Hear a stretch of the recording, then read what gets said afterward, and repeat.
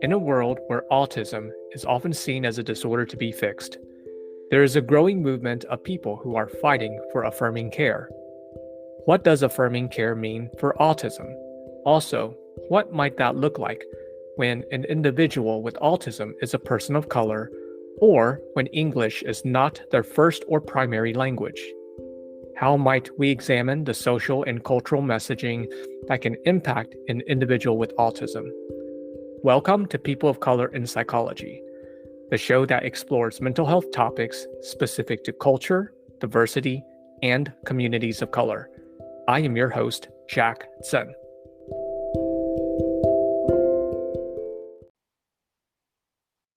We have Dr. Reyes-McDonald today.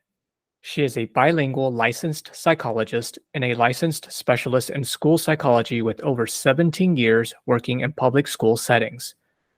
Dr. Reyes-McDonald is also a group practice owner, specializes in autism and neurodiversity, behavioral and emotional and learning disorders assessments, and implementation of behavioral interventions.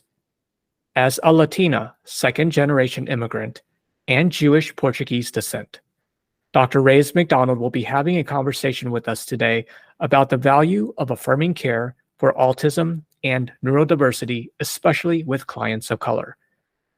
Dr. Reyes-McDonald, thank you for speaking with me today. Thank you. So glad to be here. You bet. It's a delight to speak with you about this topic. Can you share with us just how did you get into treatment of autism? I'll tell you how I went into psychology. I was a gifted learner, and I had the teachers love me. Of course, they do that because I love to read, I love to learn, and I was a little quirky, but they saw that as part of the giftedness. And so, I just cruised along. But I distinctly remember learning being very easy as far as the academic things, but people, just watching them interact and watching the decisions that they were making, it just did not make sense to me. So I remember even watching my parents and the adults around me wonder, like, why did they do that when that obviously wasn't going to be a good choice? Like, that was so obvious. And so I would tell them, I was in elementary, like, I want to be a psychologist when I grow up. And they would laugh at me and say, oh, are you going to help us crazy people? That's the Latino culture. And they would laugh about it. So I became really interested in why people do what they do pretty early on. I was very quiet, but I was very good at observing people interact, and peers and adults. And so when I was in college, I went to Baylor University for undergrad, and I majored in psychology. And then it was junior year of college. I went to a speech being given by a school psychologist there. And he talked about what school psychologists do. And for me, school was a happy place. I didn't realize that there were school psychologists at that point until I went to this talk. And so when I heard that there was a way that I could be in the schools for my career, not as a teacher, because I am not a good teacher. I'm a very impatient teacher, but to help people, to help other kids, to help kids, I was fascinated. And so I looked up the best schools in Texas for school psychology. And one of the top schools is in Clear Lake, the University of Houston of Clear Lake. And so I decided to apply, and I interviewed, and I got it accepted. And so when I became an intern for my master's program, because I'm Latina, I speak Spanish. Spanish was my first language. They would ask me to take on cases where the child or their parents were Spanish speaking, were bilingual. And that is where I started getting assigned all sorts of different cases, including autism evaluation. Now, obviously at that point, I'm a brand new intern. I didn't really have the right training to be doing these type of evaluations, but I was under supervision, so I was doing them, with my supervisor. And I remember being very interested in those cases. They were just so interested. The features, the students, they could be very intelligent, but we saw some social differences, right, in the way they interacted with other kids. And so when I became a school psychologist and I continued to take these kind of cases, because as a bilingual evaluator, as a bilingual school psychologist, there aren't enough of us. So you really are tasked with these complex cases. And so I took it upon myself to make sure I got training on how to do bilingual psychology, because it isn't just about speaking the language. It's a whole art. Oh, can you give me some examples? Yeah, so for example, to diagnose learning disorder in a bilingual child, there's way more complex than doing so in a monolingual child. So we have to consider, when we're looking at a child's learning, if they have a second language, if English is their second language, we have to consider, is this a language issue or is this a learning issue? Or is it both? It can be both.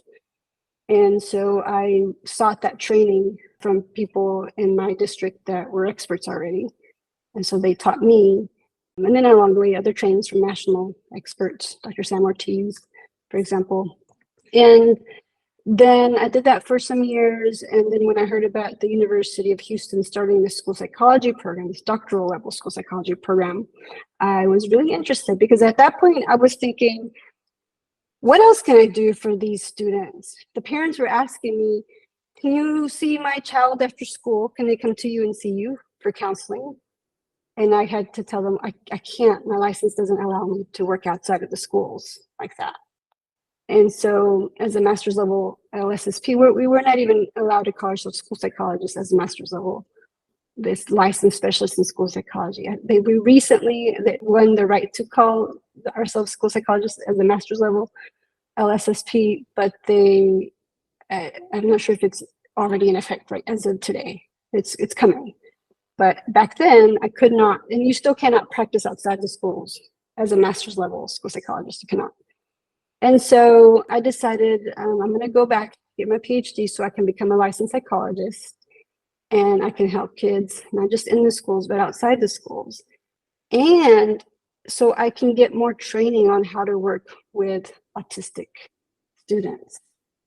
And so that's what I did as part of my program, the practicum setting. The assignments that I did were at Texas Children's, the Myers Center for Developmental Pediatrics. I spent a year there. I spent a year at it used to be called MHMRA, now it's called the Harris Center. So I wanted to see what happens across the lifespan. Autistic, I was used to working with K through 12 autistic individuals, but then I wanted to know, okay, as adults, then what happens? So I got that training and experience, and combining that with my bilingual testing expertise, I actually have become an expert in assessing autism assessment in people who are culturally and linguistically diverse. And that includes not just Spanish speakers, but anyone that's culturally and linguistically diverse. And so that's basically how I came to be one of the local experts in autism. Wow, that's quite a bit of journey and undertaking. It all sparked from your curiosity and interest in trying to help these kids, and then suddenly discovering, the help doesn't just stop when you're a kiddo. The help continues even through adulthood. Yeah, so there's definitely differences in the way the autistic brain processes information and emotions. And the social piece, there are definite differences across the lifespan. And so my interest was in figuring out, well, what can we do? The schools are limited in what they can do. When they have to relate directly to their learning, their educational performance. And so that's why these parents were asking, because they weren't getting supports in the schools. Can you see them after school? And so that's what we've done with my private practice. I ended up opening up a private practice in the Woodlands. It's called Grace Psychological Services. We do a lot of autism and ADHD, dyslexia assessments in our practice. And we are considered, the experts. If you talk to other people and they need an autism assessment, they will refer to us. The one thing we had trouble keeping up with, though, is the demand for services after the diagnosis. Is okay, so now what? So I have clinicians that provide some of those services, but we haven't been able to keep up with the demand for the services. And so how far do you want me to go? Because at this point now in 2023, I know my journey has changed some. We talked about it before. I realized last year, a little over a year ago, that I myself am autistic. And things started clicking into place at that point. Hmm. What led you to actually, how did that come about? The discovery of you being autistic? Yeah, so I have family members that had already been identified, and autism is largely genetic, so it's very heritable. It tends to run in families, and I remember just thinking about the other issue is, as a school psychologist and now in private practice, I'm seeing a lot of autistic individuals who are high IQ, high verbal, and they're the ones that tend to be overlooked in the schools and not get services. So even though they have extreme anxiety or maybe depression or maybe even behavior issues, they're not as likely to get services because their academics isn't as impaired. And so I was mulling over that, like, what can I do to help these kids? Like, what can we do? We identify them, and then they go to the school, and they don't get services there, and then they're having trouble finding services outside the school. And I was thinking about my 2022 for me was a very difficult year personally, and so it had me examining, who am I? And I started thinking about my childhood. Remember, I was quiet, shy. I spoke English as a second language. I didn't speak English till I got to kindergarten. But I did really well in school. By second grade, that my teacher was chasing me down at the grocery store so I could come take the state standardized test. I happened to be absent that day, and the teacher literally called the house, "Where is Graciela? She needs to come take this test." We were at the grocery store. She calls Brookshire Brothers. Paige is my mother. Like, I need you to bring her to school so she can take this test. So I thought about all the things that I had trouble with. I struggled in adolescence, understanding why are the girls all of a sudden just like fighting with each other. They were friends before, then they're not friends, and now they're friends again. And I remember standing in the bathroom, the girls' bathroom, it must have been 6th or 7th grade, and telling my best friend, why don't we just not do that? Why don't we just stay friends and not fight? That would be great for everyone. Well, I wasn't her best friend for much longer after that. Oh my gosh. I just didn't understand the social stuff. And I started seeing the parallels. And honestly, what happened is I started doing more autism evaluations for adult females. And I was hearing their experiences. I'm like, well, that was my experience. That happened to me too. Socializing is still hard for me to this day. And just hearing that over and over, it kind of made me like one day, like, wait a minute, there's the genetic component is there. Like all these things that these women are telling me that they've gone through emotionally, socially, they're there. So it just kind of hit me like, and when I started looking back over my life in that lens, everything just made so much sense. But I'm a female autistic, and so I don't fit the classic autism profile. I'm very empathetic. Okay, so can you clarify that for our listeners? So the classic idea of autism is that it's a boy who engages in repetitive motor movements. Maybe they rock back and forth, or they repeat language, or they have sensory issues where maybe they're very picky with their eating, or certain noises bother them. And they interact with their peers in a way that's obviously different, and their communication is different. They might not be so highly verbal, or if they are highly verbal, they might be speaking like a little professor, all about dinosaurs. Well, this dinosaur lived during this period. And I don't fit that profile. I'm female. My brain is different, right? Female brains are different from male brains. And so female autistics are more, especially when they're high IQ, high verbal, like I am, they're more likely to learn to mask. So we watch other people to see, how am I supposed to act in this situation? And then you do that when you're in that situation. And because when you're high IQ, you can memorize a lot of things and keep that. And so then you know, okay, I'm supposed to do this. So for example, when I was in 5th grade, my English teacher, I forgot what I did. She was getting on to me for something, which was a surprise because I was very quiet, never got in trouble. But she wasn't happy with me for some reason. And my dad had told me not long before that, he said, when someone's talking to you, you need to look at them in the eye. You need to make eye contact. Apparently, I wasn't making eye contact. So he told me that, and so I was trying to do what he was telling me.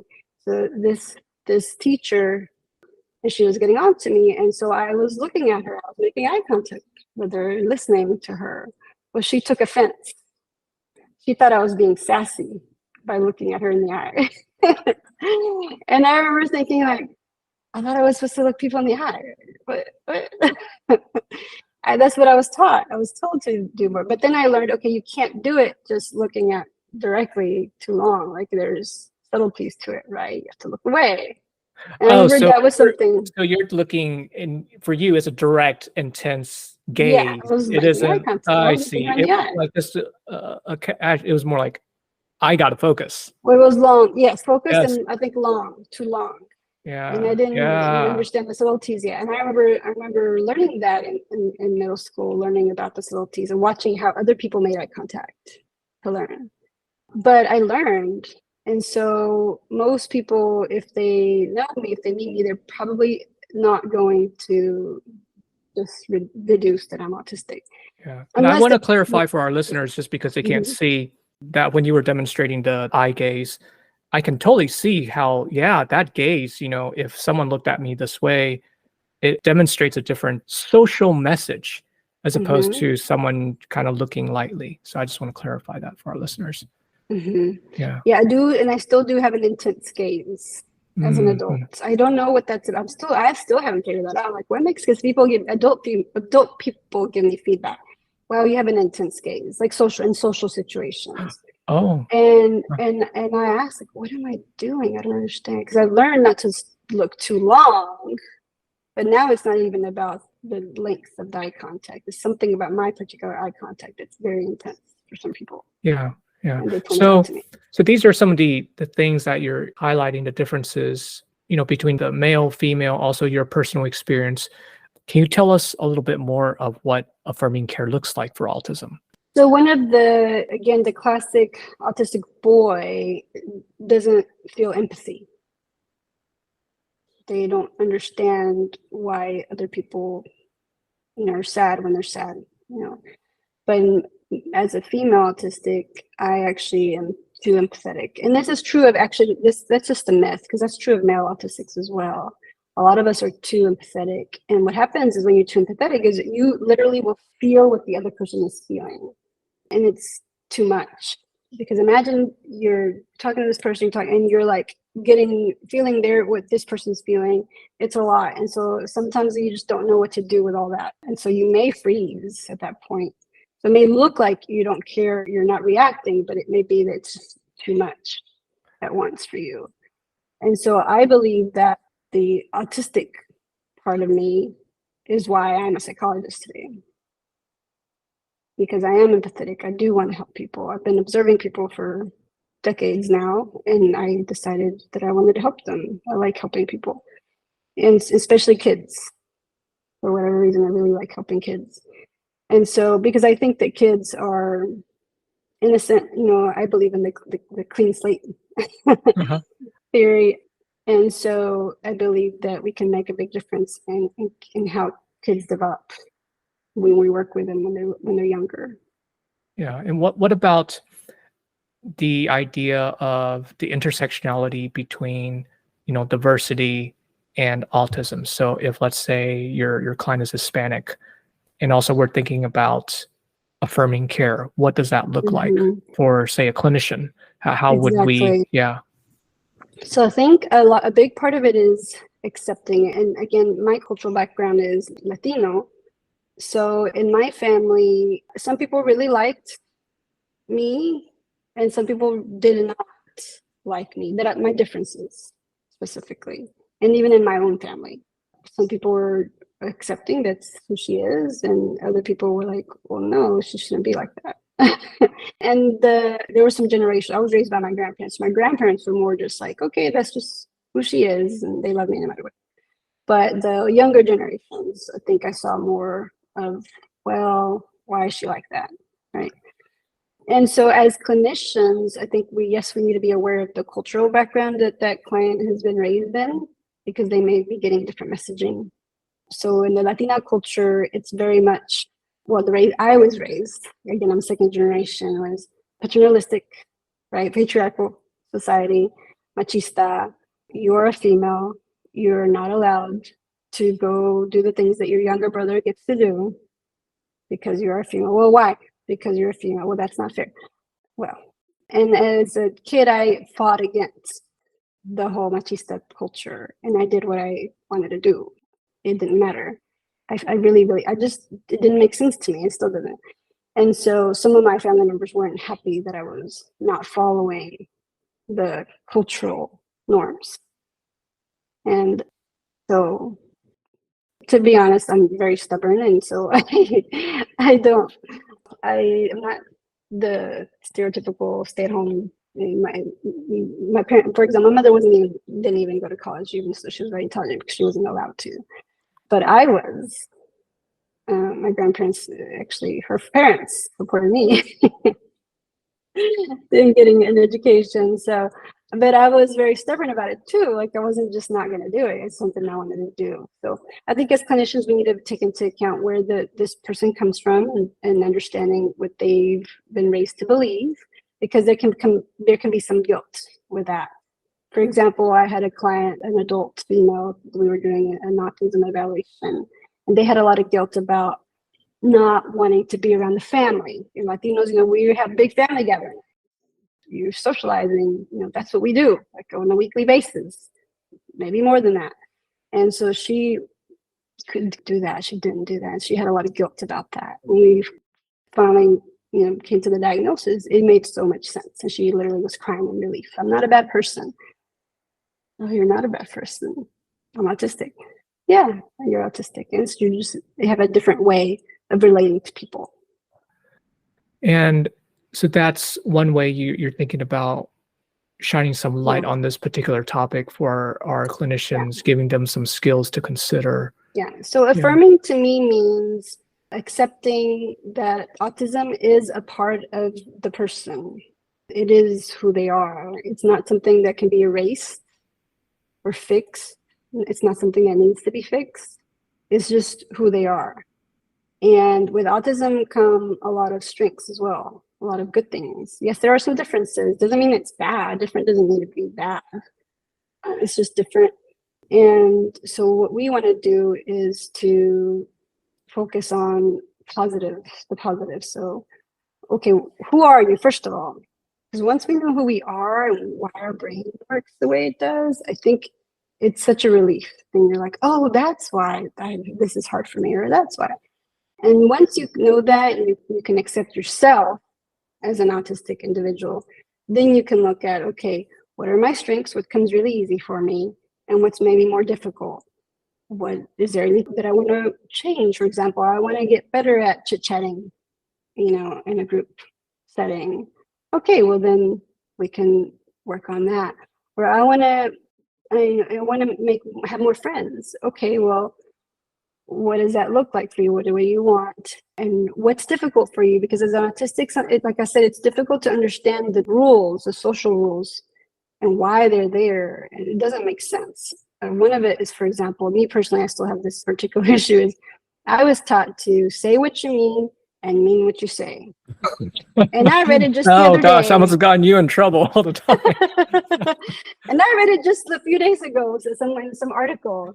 Say what you mean what you say. Well, that's totally not true. That's not what actually happens.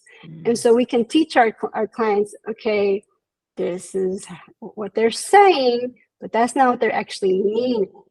Here are the subtleties that come with that particular statement. And, it can get pretty complicated, and it takes time to work. It's like learning a new language, new culture, is the way I see it. And so with providing affirming care, you accept the value. You value this person as an autistic. We value them, and we don't assume that it's something bad that we need to fix. And the suicide rate in the autistic population is 2 to 7 times that of the general population. The suicide completion rate is 2 to 7 times that of the general population, and that's a problem. I see it very similarly to the gender issues, right? When we provide affirming care, we can help people live happy and fulfilling lives. That's what I want to do with the autistic population, is help them figure out who they are, provide affirming supports as they wish, right? And help them figure out who they want to be and help them do that and be happy. Wow, that is such a staggering statistic there. And I'm glad there's people like you who are trying to change the narrative about how autism is a part of the person, as opposed to creating this idea that it's a disorder in which we must get rid of. Even Yes. I think we were talking about introducing this topic here, I think originally I was trying to describe it as autism spectrum disorder, but that's not as affirming as just supposed to say autism, and not even Yes. say spectrum or plus the disorder piece. Yes. So neurodiversity is the diversity of human minds, right? It's the variation in neurocognitive functioning within our species, right? That's a fact. There is neurodiversity. So we consider autism to be part of that neurodiversity. It just is. It's part of who we are as human beings. And so we don't see it as something that needs a cure. We see it as something that brings as much value as anyone else, any other human being, right? Yeah, it's like folks who are autistic bring a set of experiences to the population, and part of it is a blending of experiences as opposed to I'm trying to get rid of this. Yeah, exactly. We're just part of the natural diversity of the human brain. And there are, I'm sure if you think back in the day, when humans were nomads, right? When we were nomadic tribes, and you had to remember where you could access from year to year water. When we went here, we traveled here, right? Knowing what resources, you could probably imagine if you had someone who had, a lot of autistic people are really good at memory recall. That's one of the strengths that we see. You can imagine how that would have been if you had someone like that in your group. Like had a really good memory, can remember, hey, it was here, we did this, or a very good sense of smell, because some of autistics have like heightened senses, right? They're more sensitive to smells, for example, or noises. You can imagine how that would have been an advantage back then when we had to worry about predators attacking us. Well, there's a reason that autism is part of our DNA. A bit more of an evolutionary perspective. We survived. There are benefits to us. Dr. Reyes-McDonald, I'm wondering if you have maybe a final thought you'd like to share with our listeners? I think my final thought is, and we see it, I mean, we can see, again, we're talking about people of color, right? It's our topic today, and we're talking about cultural, linguistic diversity, neurodiversity. I think it's really part of the same broad topic. I think we all have value regardless of our background, right? Whether that be gender, linguistic, cultural, neuro background. And I think, especially in these times that we're in, where we're so divided as a country and politically, I think it behooves us as clinicians to find a way to help our clients find commonality between all of us, right? Clients amongst clients, clinicians with our clients. I believe it's important for there to be clinicians of color that can then have the expertise in working with other people of color. I've considered myself very fortunate that I've been able to work with hundreds of students, bilingual students specifically, because I myself am bilingual and I chose to go into this field.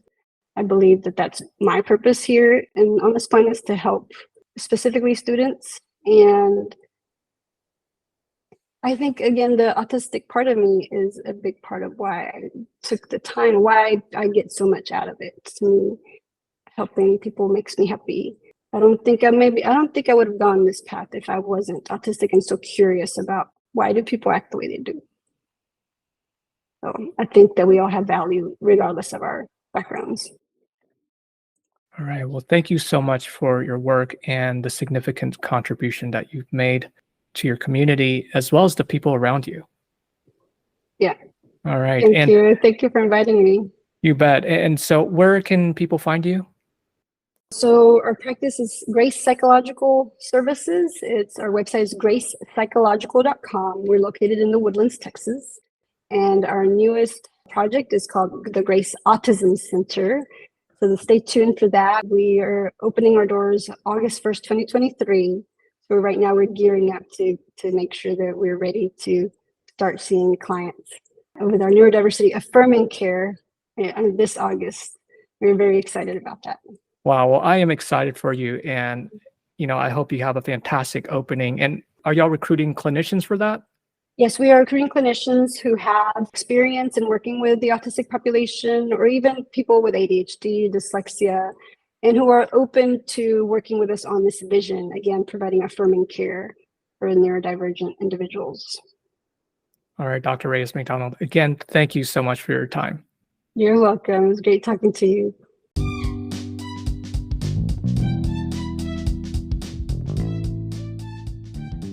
A huge thank you to our listeners. If you like what you've heard, please share and subscribe to our podcast, People of Color in Psychology.